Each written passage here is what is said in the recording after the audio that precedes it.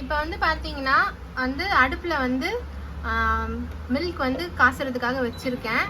இந்த பால் வந்து நல்லா வந்து சுண்ட வைக்கணும். அந்த அளவுக்கு சுண்டுற அளவுக்கு நல்லா நம்ம பாலை காசி எடுத்துக்க போகிறோம்.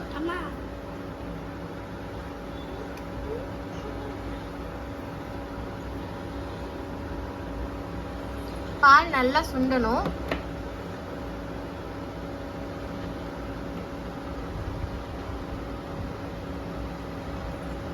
இந்த பால் வந்து நல்லா காசுற நேரத்தில்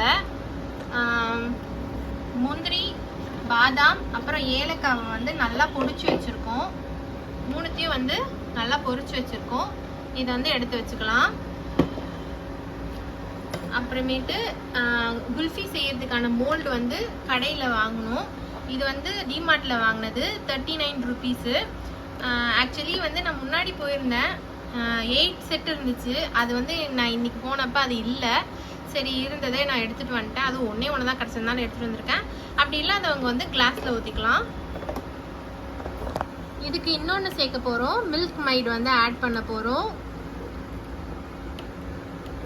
அப்புறமேட்டு கொஞ்சம் சுகர் ஆட் பண்ணணும். அப்புறம் கார்ன்ஃப்ளவர் வந்து 1 டேபிள் ஸ்பூன் வந்து ஆட் பண்ணிக்கணும். இதெல்லாம் எப்போ ஆட் பண்ணணுன்ட்டு நான் அப்படியே இந்த வீடியோவில் சொல்கிறேன். வீடியோவை லாஸ்ட் வரைக்கும் பாருங்கள்.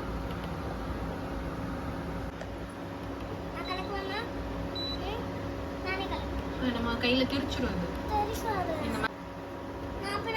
பாருங்க, பால் வந்து நல்லா கொதிச்சு வருது. இதை நம்ம நல்லா வந்து கிண்டி கிண்டி சுண்ட வைக்கணும்.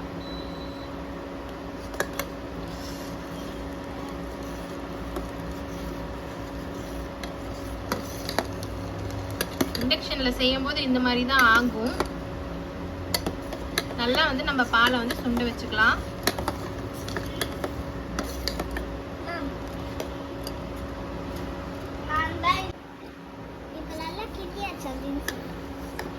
நல்லா கிண்ட போறோம்.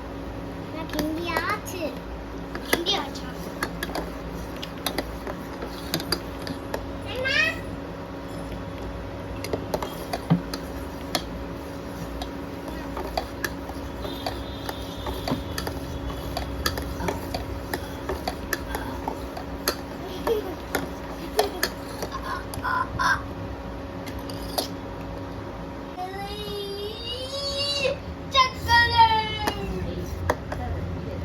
இப்போ வந்து பால் நல்லா கிண்டிச்சு. கிண்டிட்டாங்க.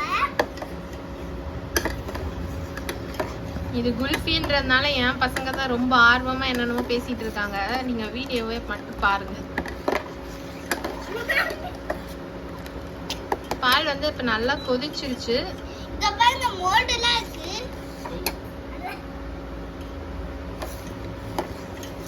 இந்த டைம்ல என்ன பண்ண போறோம்னா, இப்ப இந்த குல்ஃபிக்கு தேவையான மில்கி மெய்டு வந்து ஆட் பண்ணிக்கலாம்.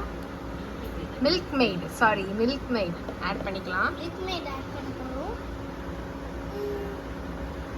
அதுக்கப்புறம் என்ன ஆகும் எனக்கே தெரியாது. இத வந்து கொஞ்சம் சாய்ங்க, லைட்டா கொஞ்சமா ஊத்திரும் போல இருக்கு கீழ. சும்மா ஒரு 3 டேபிள் ஸ்பூன் அந்த அளவுக்கு. அப்போ மில்க் மெய்டு ஆட் பண்ணியாச்சு. ஆட் பண்ணியாச்சு மில்க் மெய்டு. உங்களுக்கு வேணா பால் வெயிட்டா தெரியலாம். ஆனா வந்து பாலோட கலர் மாறிடுச்சு. கலர் என்னன்னா ஃபர்ஸ்ட் கலர் ஒயிட்டா இருந்தது, இப்போ மில்க் கலர் மாறிடுச்சு. ஆமா, இப்போ நம்ம வந்து நட்ஸ் ஏலக்காய் போட பண்ணிட்டாங்க.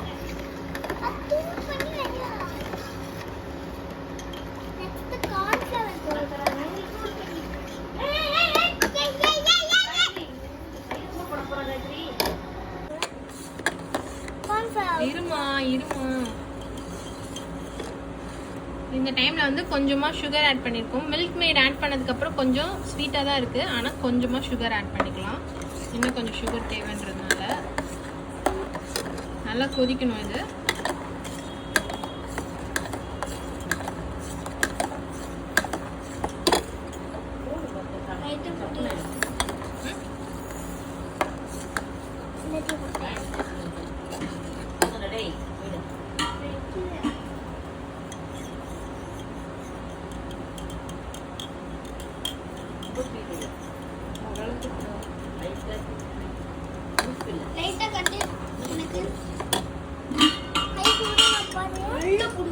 ஃபுல்லா போடு. இன்னும் கொஞ்சம் கூட ஒரு 1/2 டம்ளர் சுகர் ஆட் பண்ணிக்குவோம். கொஞ்சம் ஸ்வீட் கம்மியாக இருந்ததுனால இன்னும் கொஞ்சம் கூட நாங்கள் சுகர் ஆட் பண்ணியிருக்கோம். நீங்களும் அந்த மாதிரி சுகர் வந்து கொஞ்சம் டேஸ்ட் பண்ணி ஆட் பண்ணிக்கோங்க. நான் இப்படி தான் மிக்ஸ் பண்ணேன். இவங்க என்ன பண்ணுறாங்கன்னா வந்து குல்ஃபிக்கு ஒரு 1/2 டேபிள் ஸ்பூன் வந்து கார்ன்ஃப்ளவர் எடுத்து ஒரு கிளாஸில் வாட்டர் ஊற்றி ஆட் பண்ண சொன்னேன். அதை வந்து கலந்துட்டுருக்காங்க. இப்போ வந்து பண்ணும்போது நம்ம செஞ்சே முடிக்க போறோம். நட்ஸ் ஏலக்காய் போட்டு இந்த மோல்டுக்குள்ள போடுறோம். இந்த போடுமா?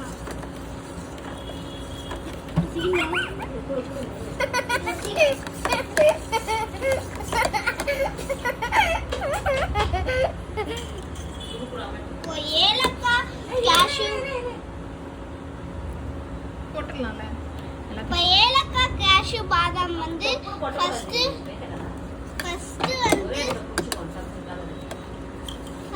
வந்து சொன்னாங்களே அம்மா.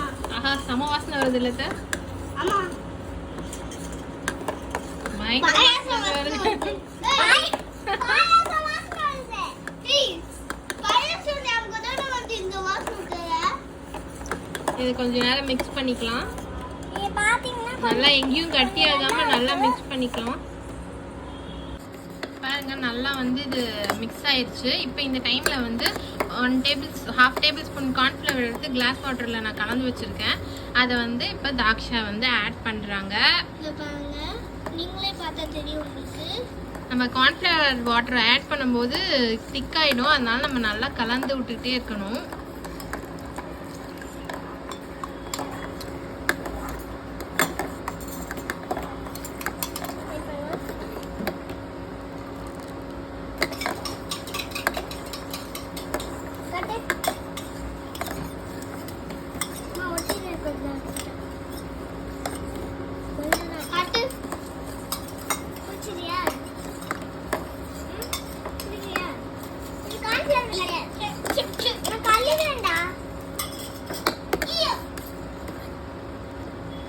பயங்கர ஸ்மெல் வருது. நல்ல ஸ்மெல் இது வந்து.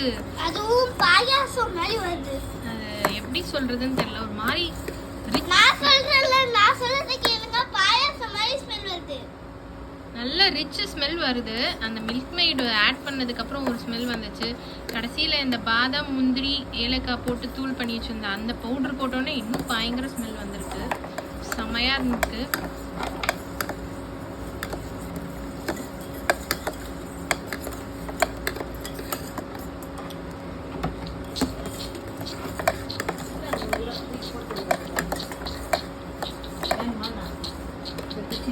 இல்ல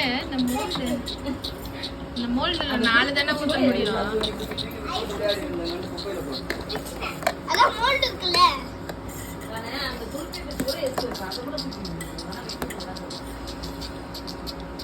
ஃப்ரெண்ட்ஸ் இப்போ பாத்தீங்கன்னா வந்து எல்லாமே நல்லா மிக்ஸ் ஆயிடுச்சு. இப்போ நம்ம மோல்டுல ஊத்த போறோம். இப்பயே மோல்டுல ஊத்துனா அவ்வளவுதான் மோல்டு. இப்ப நம்ம வந்து இதை கொஞ்ச நேரம் ஆற விடணும். அதனால இந்த அளவுக்கு வந்ததுக்கு அப்புறமேட்டு நம்ம வந்து ஆஃப் பண்ணிக்கலாம். எல்லாம் சேர்ந்து கொதிச்சு வந்துருச்சு. இந்த டைம்ல வந்து நம்ம வந்து அடுப்பை வந்து ஆஃப் பண்ணிக்கலாம்.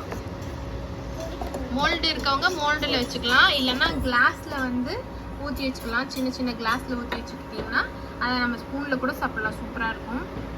இது ஆடினதுக்கு அப்புறம் நம்ம எப்படி மோல்டுல போட்டு செட் பண்றோன்றத பார்க்கலாம். இது ஆற வரைக்கும் பாய். இது பார்த்தீங்கன்னா இப்போ வந்து இந்த நம்ம குல்ஃபிக்கு செஞ்சு வச்சது வந்து நல்லா வந்து ஆறிடுச்சு. இது வந்து இப்போ நம்ம மோல்டில் வந்து சேர்க்க போகிறோம்.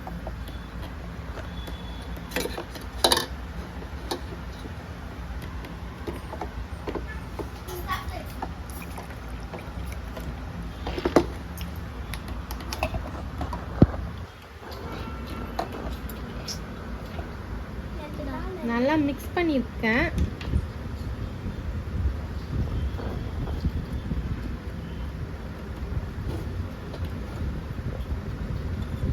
நல்லா மிக்ஸ் பண்ணி ஊற்றுங்க. அப்போ தான் வந்து பார்த்திங்கன்னா பாதாம் முந்திரி எல்லாம் வந்து எல்லாத்துக்கும் வரும்.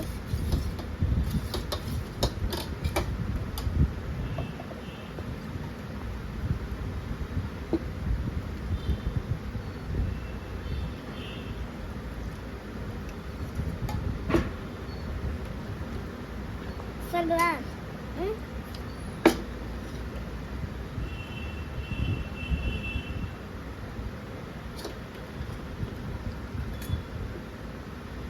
இப்போ இதை வந்து க்ளோஸ் பண்ணிடலாம்.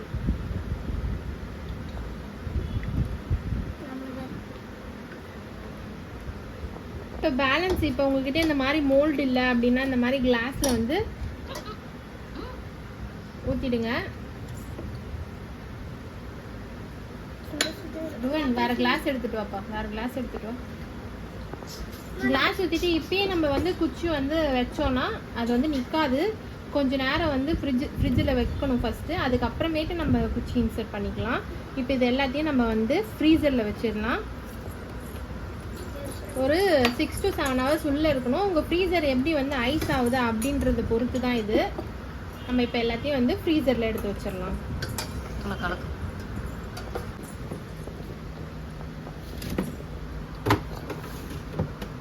இதுங்க தலை தான் தெரியும். இப்போ இது எல்லாத்தையும் வந்து நாங்கள் ஃப்ரீசரில் வச்சிடுறோம். இன்னொரு கிளாஸ் இருக்க பேர் எடுத்துகிட்டு வா.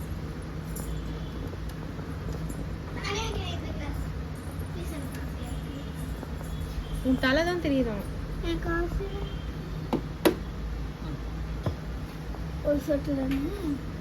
இந்த மாதிரி வச்சுக்கோங்க. ஃப்ரீசரில் மற்ற எந்த பொருளும் இல்லாத போது இந்த மாதிரி வைங்க. ஃப்ரீசரில் மற்ற எந்த பொருளும் இல்லாத போது இந்த மாதிரி வைங்க. அப்படி நீங்கள் வேறு ஏதாவது வச்சுருந்தீங்க ஸ்மெல்லை வந்து அஃபெக்ட் பண்ணோன்னா இதை வந்து நீங்கள் ஃபாயில் ஷீட்டை வச்சு க்ளோஸ் பண்ணி வைங்க.